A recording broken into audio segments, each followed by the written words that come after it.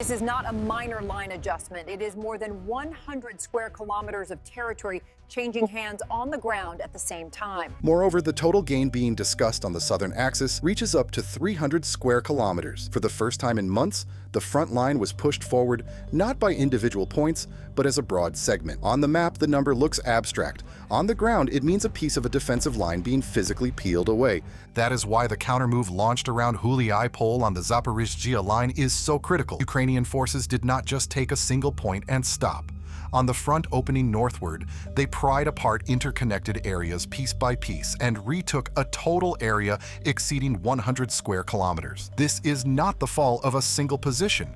It means the anchor points of an entire line loosening together. The defense did not break in one spot. It softened across a wide area. Why does this area matter? Because this is not just empty land. The north of Huliai-Pole holds the flank of the pressure line extending toward Orikhiv. Orikhiv is a key node that keeps Zaporizhzhia's central defense standing, critical in logistical and fortification terms. When the side corridor loosens, the tempo of the pressure being built toward Orikhiv drops. In other words, every kilometer taken acts like a brake applied to the other side's advance plan. The "how did this happen" part also becomes clear here.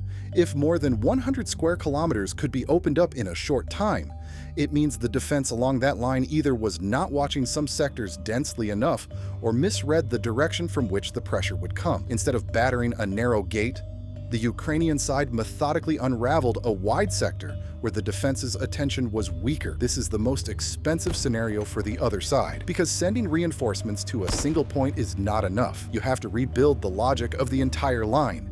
That is why the total gain in the south, approaching 300 square kilometers, is not just good news, but a signal about the balance on the ground. Losing territory at this scale means the other side is losing not only positions, but time. Losing time means plans on the front have to be rewritten. When you step back in one place, stepping forward somewhere else becomes harder. The front begins to lose its flexibility. This picture has to be read together with the Kupiansk line in the north. There too, the issue is not "we took the city," but cutting off infiltration attempts around the city at their very beginning. While 100 to 300 square kilometers are changing hands in the south, small but continuous pressure in the north leaves no area across the front where one can breathe easily. This is pressure that breaks defensive habits. This is not the fall of a single position on the front. It is a strike at the heart of the factory that feeds the front with ammunition. The Votkinsk plant, which keeps Russia's ballistic missile production backbone standing, was hit roughly 1,300 kilometers from the Ukrainian border. We are talking about a site where systems like Iskander, Oreshnik, and intercontinental Yars are produced.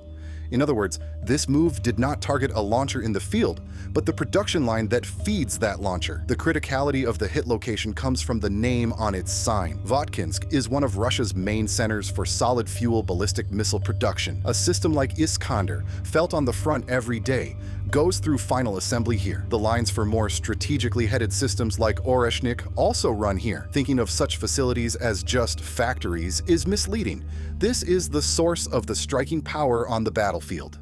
When you touch the source, you directly affect the rhythm at the front. You hit a depot, they make up for it in a few days. You strain the production line, and compensation takes months. That is why the footage from the site matters. The large fire at the facility after the blast points to an impact powerful enough to blow out windows in nearby buildings. The information that workshops number 22 and number 36, where final assembly takes place, were damaged is the crux of the matter. A final assembly line is where parts come together and turn into a working weapon. When that line falters, you may have parts, but you do not have systems ready to go to the field. It is like squeezing not the barrel of a weapon, but its heart. The question, does a single strike completely halt production, comes automatically.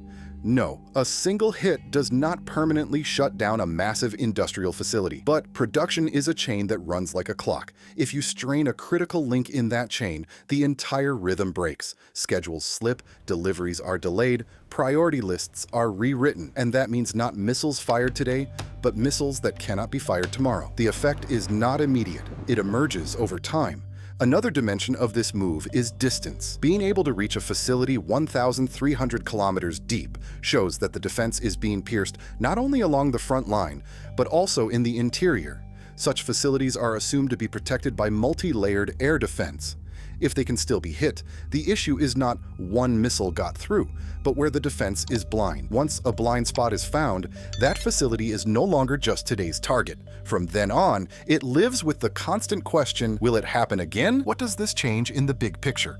War is not won only on the battlefield. The production line where the weapons flowing to the front are made is also part of the front. Touching facilities like Votkinsk shows that the strategy of disrupting the balance at the front from behind the front lines is becoming increasingly visible. Third in line now. This time, it is not a munition exploding on the front. A vein that supplies electricity to the front is burning. The fire at the Elektro-Vypry-Amliach ZSP facility in Saransk, Russia, which supplies components and power electronics to the defense industry, may look like an industrial accident on the surface. On the ground, however, when such facilities are hit, the impact spreads far wider than the point where a shell lands. What this factory produces is not tanks, missiles, or drones. What it produces is the power electronics that make those systems work. Rectifiers, inverters, power supplies, converters. In other words, the regulated form of the electricity going to systems in the field is produced here. If a radar is operating, if a launcher is electronically functional,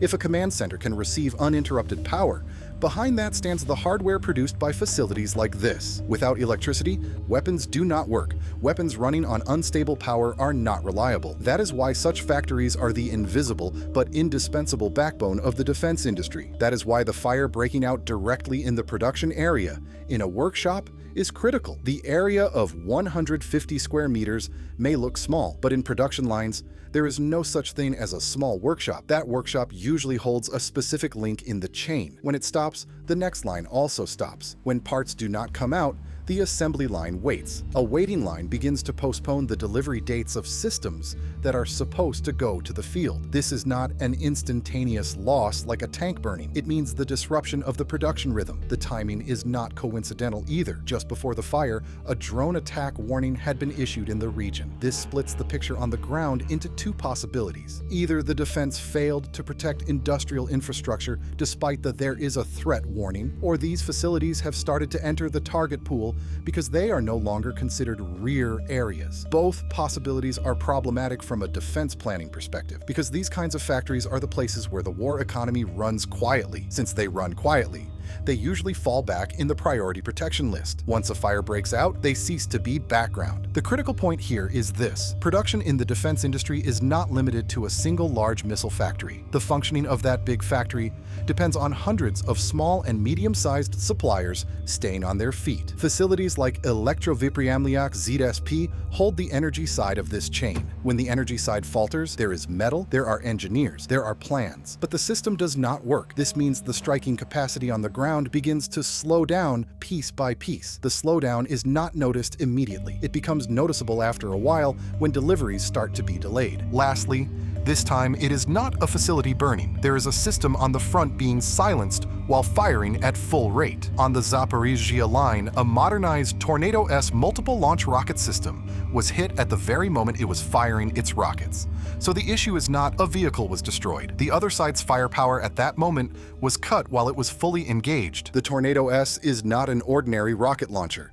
This system is the modernized, more precise and longer-range version of the old Smerch. A range of up to 120 kilometers allows them to strike cities and logistical points behind the front from distances they consider safe. A wide belt stretching from Kharkiv to Zaporizhzhia, from Kherson to Nikopol, lies within the range of such systems. In other words, Tornado-S does not target frontline units, but life behind the front. That is why every time it operates on the field, it shakes not only a military target, but the order in the background. The moment this system was hit matters. If a Tornado-S is destroyed while in a firing position, this shows two things. First, the location of the system has been detected. Multiple launch rocket systems have to change positions rapidly after firing, because the moment of firing is when their location is most clearly revealed. Second, the striking element caught the timing correctly. Hitting at the moment of firing means not only destroying the vehicle, but also preventing the rockets that were about to be launched from falling on the field. In other words, a potential bombardment is nullified before it even leaves the rails. The value of Tornado-S comes from its role on the battlefield. This system is a pressure tool on the front. It saturates wide areas with fire in a short time.